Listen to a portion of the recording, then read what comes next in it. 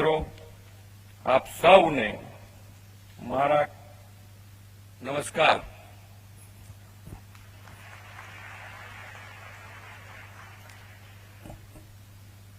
કેટલા જણ 1990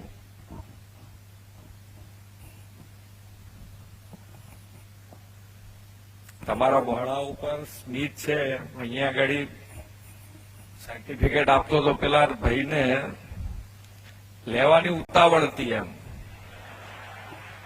એટલે મેં કીધું આ તારું છે, તાર બીજા કોઈ નથી લઈ જાય. એટલે મનમાં એને મેં નથી કીધું, પણ એ ઉત્સાહની વાત છે કે ભાઈ કેટલો ઉત્સાહ હોય છે. એક તો મગજમાં બધાને એક આવી ગયું છે કે ભાઈ સરકારી નોકરી, અને સરકારી નોકરી મળી જાય પછી આપણને શાંતિ. પણ હમણાં હસમુખભાઈ પટેલનું નામ બોલાય એટલે બધાને કેવી તાળીઓ પડે એમ.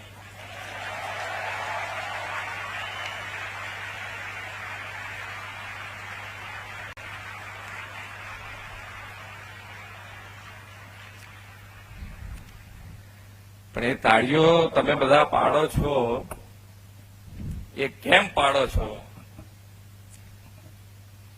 કે ભાઈ એમની પદ્ધતિ, એમનું જે કામ છે એ કામ એ એકદમ નિયમ અનુસાર અને ટાઈમસર પૂરું કરી દે, બરોબર ને? અને કોઈ ગડબડી બડબડી ચાલે નહીં. એનું નામ પડે એટલે ગડબડી એની મેં દૂર થઈ જાય.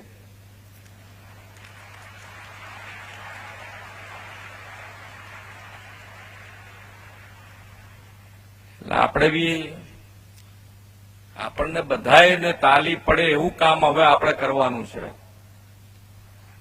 મુદ્દો એટલા માટે છે આપણા માટે કે હવે આપણે પણ નોકરીમાં જોડાયા, સરકારી નોકરીમાં જોડાયા છીએ. લોકોની ખૂબ સેવાનો તમને મોકો મળવાનો છે. તમે જે ડિપાર્ટમેન્ટમાં હો, જ્યાં કામ તમને મળ્યું હોય, લોકોને એમ થવું જોઈએ કે ભાઈ ના, એમની જોડે જઈએ એટલે કામ આપણું પૂર્ણ થઈ જાય. અને દરેક વસ્તુમાં કામ થઈ જવું જરૂરી નથી, પણ જે સામેનો વ્યક્તિ કામ લઈને આવ્યો છે એ કામ ન થાય એવું હોય તો એના મગજમાં ક્લેરિટી તમારે આપવી પડે કે ભાઈ આ તારું કામ નથી થવાનું. પણ તમે રોજ કાલે જોવું છું ને પરમદાડે જોવું છું ને ચાલ્યા કરે. એક તો સરકારી ઇમેજ આપણે બધા ભેગા થઈને બદલવાની છે. બદલવાની છે ને. આમ જોરથી બોલો, આમ ધીમે ધીમે ના બોલો. હા, વડાપ્રધાન શ્રી જે પ્રમાણે દેશને અત્યારે દુનિયાના ફલક ઉપર ગૌરવ અપાઈ રહ્યા છે, અને એ ગૌરવ જે મળી રહ્યું છે આપણને બધાને, એમાં આપણો પણ સહયોગ થવો જોઈએ. એટલું તો થવું જોઈએ ને. એટલે આપણો સહયોગ કેવી રીતે કરી શકાય એ આપણે બધાએ વિચારીને કામ કરવાનું છે. અને પદ્ધતિ જેમ જેમ ખ્યાલ આવતો જાય એમ હમણાંથી અહીંયા આગળ સીએસએ કીધું કે ભાઈ આપણે પદ્ધતિ આખી બદલતા જઈએ છીએ, કારણ કે ઉમેદવારો એટલા આવતા હોય છે, ઉમેદવારોની એક્ઝામ લેવી, અને એક્ઝામમાં સૌથી મગજમારી વાળું કામ એટલે શું થાય? પેપર ફૂટવાનું. પેપર ફૂટવાની મગજમારી વધારે.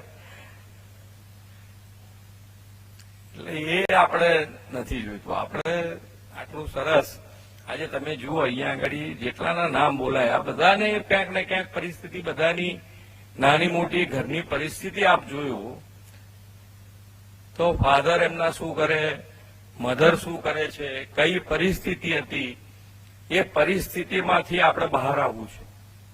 અને બહાર આવવા માટે આટલી બધી મહેનત કરી હોય, સરકારી નોકરી મળી હોય, તો આપણને આપણો તો વિચાર આવવો જ જોઈએ. સામેવાળો વ્યક્તિ આવ્યો છે તો એનું કામ કેટલું ઝડપથી થાય. એને 10 રૂપિયાનું ભાડું મોંઘું પડતું હશે કે નહીં પડતું હોય તમને ક્યાં ખબર છે? એ બાજુવાળા પડોશીના 10 રૂપિયા લઈને અહીંયા તમારી ઓફિસ સુધી આવ્યો છે એ તમને ક્યાં ખબર છે? પણ તમે તમારી જિંદગી જે રીતે જીવ્યા છો કે ભાઈ નાની ઘરમાં મુશ્કેલીવાળા ઘરમાંથી તમે આગળ આવ્યા છો, એ બધી જ પરિસ્થિતિ તમને યાદ રહી અને સામેવાળાનું કામ કરતા રહો તો આપણે આજે સરકારી જે બધું નીકળી જાય અને આપણે એક થઈ જે વડાપ્રધાનશ્રીનું છે ને કે સૌનો સાથ, સૌનો વિકાસ, સૌનો વિશ્વાસ અને સૌના પ્રયાસથી વિકસિત ભારત બનાવવાનું છે. ને વિકસિત ભારત માટે લીડ કોણ લેશે? વિકસિત ગુજરાત. અને વિકસિત ગુજરાત માટે તમે બધા તૈયાર ને? કારણ કે 25 વર્ષ હવે તમારા હાથમાં છે. આજે શરૂઆત થઈ છે એટલે 25 વર્ષ તો નોકરી કરશે જ ને. 25 વર્ષ અમૃતકાળ તમારા હાથમાં આપ્યો છે. હમણાં સાહેબના સંદેશમાં કે ભાઈ તમે શીખ્યા જ કરો, નવું શું કરી શકાય, મુશ્કેલી કેવી રીતે ટાળી શકાય, નવું શું આ કરવાથી મુશ્કેલી ના આવે, એ બધું તમે કરી શકો એમ છો. પણ આપણે શું કરીએ, પછી વિભા ઢાળમાં આવી જઈએ. અને એક તો કેવી ટેવ હોય છે આપણે બધાના, તો તમારી નહીં અમારા બધાને એવું જોઈએ અમુક વસ્તુ કે એવું નથી કે અહીંયાથી બોલીએ એટલે બદલાઈ જાય. કે ભાઈ આમ કામ કોઈ સારું લઈને જતો હોય ને, હવે બેસ ને ત્યાં સુધી આટલા ગયા, કોઈએ કશું થયું તારું બદલાઈ ગયું છે, તું બેસ શાંતિથી. એટલે પેલો કરતો હોય નહીં ના કરવા દે. પણ એક વ્યક્તિ અને એક વ્યક્તિના બદલાવથી કેટલો મોટો બદલાવ આવી શકે એ આપણને વડાપ્રધાનશ્રીએ બતાડ્યું છે. એક નેતૃત્વ આખા દેશમાં.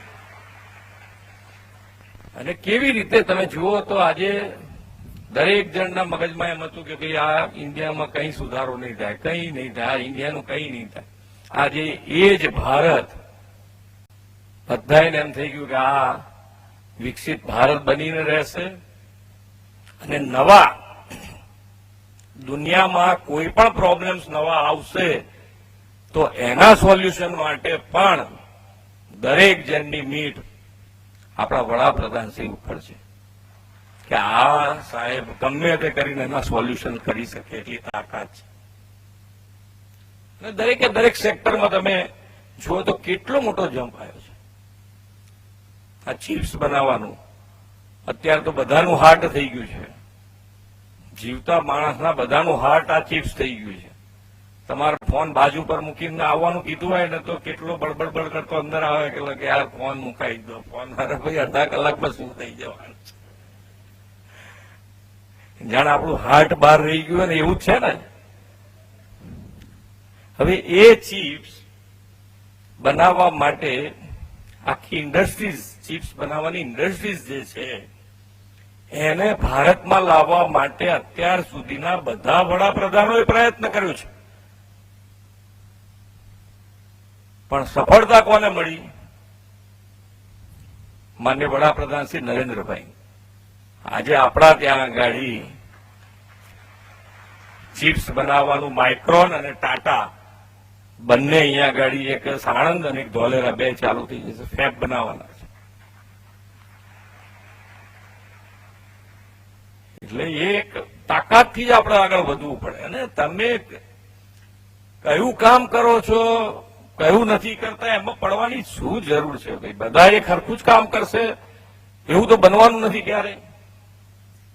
કે નાનું કામ, મોટું કામ, કે મારું તો હવે યાર હું તો તલાટી છું, હવે મારું કેટલું આવે, ભાઈ તારું બહુ આવે. તારી તો અમે સાંભળીએ છીએ કે તાકાત જ તલાટીની છે.